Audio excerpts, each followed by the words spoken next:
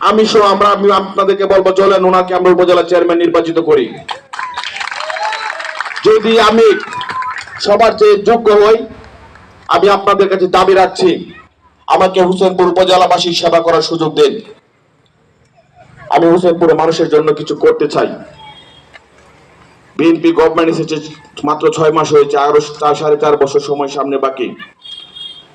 ইতিমধ্যে শীতলা সহ হোসেনপুরের প্রত্যেকটি অঞ্চলের রাস্তাঘাটের জন্য যা যা করো দরকার, যে কাঁচা রাস্তাগুলো আছে তার জন্য যেন প্রত্যেকটা রাস্তা পাকা হয়, তার জন্য আমরা ডিউ লেটার দিয়েছি।